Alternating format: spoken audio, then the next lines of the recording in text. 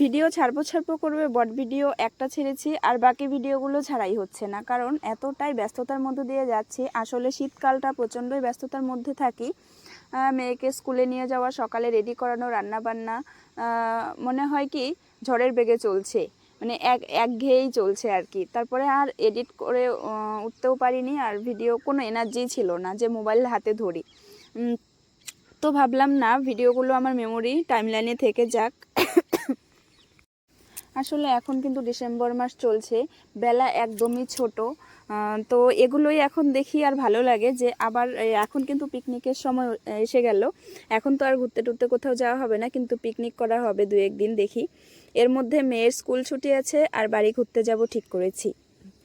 তো ভাবলাম আর বাড়িতে তো ওয়াইফাই নেই, নেটের একটু সমস্যা হয় এখানে। ভাবলাম না, ভিডিওগুলো এক দুটো করে এডিট করি আর ছেড়ে দিই আর কি। তো এই ভিডিওটা যদি ভালো লেগে থাকে একটা লাইক করে দিও। আর আমরা প্রথমেই গেছি বাতাসিয়া লুপ। তো বাতাসিয়া লুপে এটা হচ্ছে এখানে না টয় ট্রেন চলছে।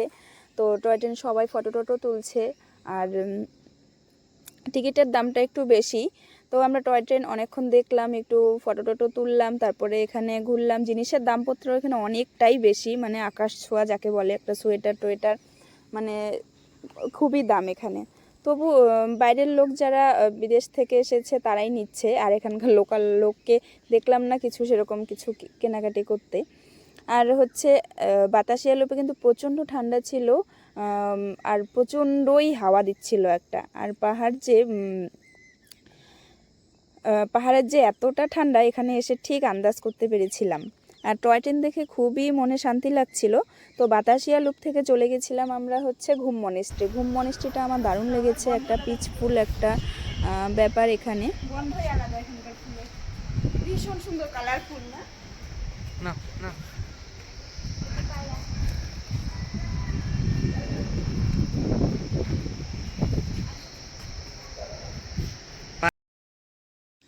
এখানে বুদ্ধদেবের মূর্তি রয়েছে মনেস্ট্রিতে, ওখানে কিছুক্ষণ সময় কাটালাম। আর অনেক পায়রা ছিল, আর এটা অনেক উঁচুতে, অনেকগুলো সিঁড়ি বেয়ে আমরা উপরে উঠেছি। তারপরে উপর থেকে ভিউটা জাস্ট অসাধারণ লাগছিল। আর এতটাই শান্ত পরিবেশ, খুব ভালো লাগছিল। তবে দেখি লোকজন সেরকম নেই, অনেকটাই ফাঁকা, আর ফুল গাছে ভর্তি ছিল এই জায়গাটা। বেশ পায়রাগুলো উঠছে, আমি একটু ক্যাপচার করে নিলাম ভিডিও। খুব ভালো।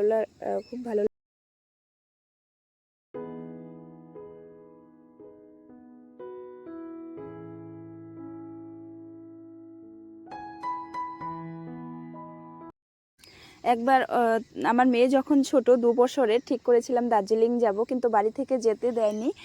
আর বাড়ি থেকে বলেছে যে না, প্রচুর ঠান্ডা, যেতে হবে না, ও বড় হোক। তারপরেও বলেছিল না আর কিছুদিন যাক। আমি ভাবলাম না, এবার যাবই, ঠিক করেছি যখন। তো এবার ওর 4 বছর বয়স হয়ে গেছে, এবার তো যাওয়া যেতেই পারে।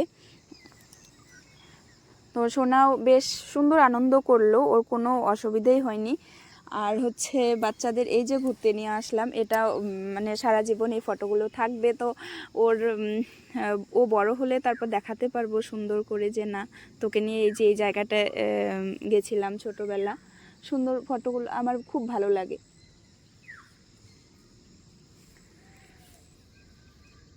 আর এবার আমরা চলে গেছিলাম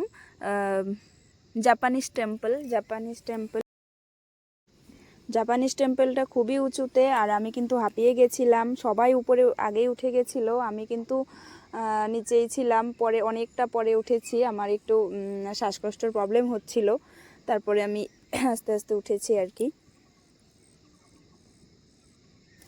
জাপানিজ টেম্পলটাও জাস্ট অসাধারণ। এটা হচ্ছে আমরা যখন পুরী গেছিলাম, তো পুরীতে ভুবনেশ্বরে এরকম একটা কি ওটাকে বলে নামটা, ধবলগিরি একটা টেম্পল আছে, ঠিক ওরকমই, অনেকটাই ওরকম দেখতে।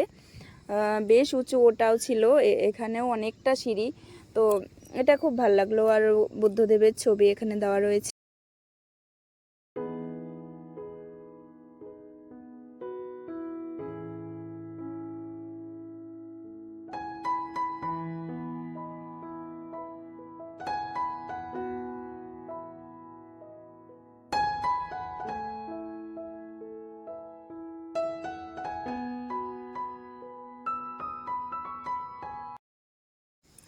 আমার হাজবেন্ডের কিন্তু এটা বেস্ট লেগেছে, আমারও খুব ভালো লেগেছে। ওর সব থেকে এটা খুব সুন্দর লেগেছে, এই যে জাপানিজ টেম্পল। হ্যাঁ, তো আমরা এখানে এসে দেখি ওয়েদারটা একদমই চেঞ্জ, মানে রৌদ্র উঠেছে। তো কখন পাহাড়ে কখন যে বৃষ্টি, কখন রৌদ্র, কখন যে মানে মেঘ আসে বোঝাই যাচ্ছে না। আর এখানে বেশ রোদ উঠেছে। আমি আবার মাকে ভিডিও কল করে মাকে বোনকে দেখাচ্ছিলাম যে এই জাপানিজ টেম্পলটা এখানে এতটা সুন্দর, বিশেষ করে ফুলের সুগন্ধটা খুবই সুন্দর এখানে। এ তো আমার হাজব্যান্ড আবার এটুক ভিডিও করেছে, আমি জানতাম না।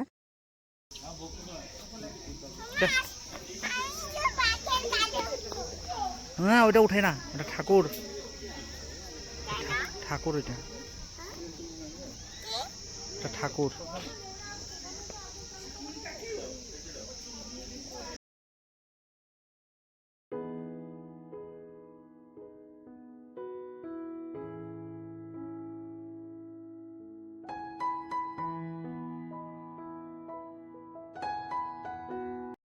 তো ঘুরতে যেতে আমাদের সবারই ভালো লাগে। 2024-এর এটাই হচ্ছে মানে আমাদের ঘোরাঘুরির লাস্ট পর্ব। তারপরে আবার 2025-এ আরও 1 বছর পরে আর কি অপেক্ষা।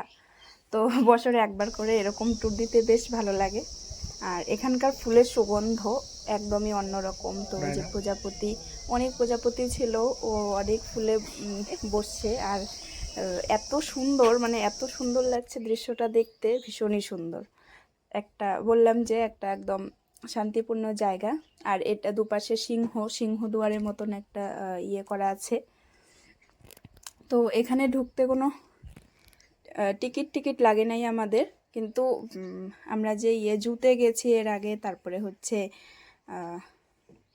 আর কোথায় ওখানে টিকিট লেগেছিল, কিন্তু এখানে আর টিকিট লাগেনি।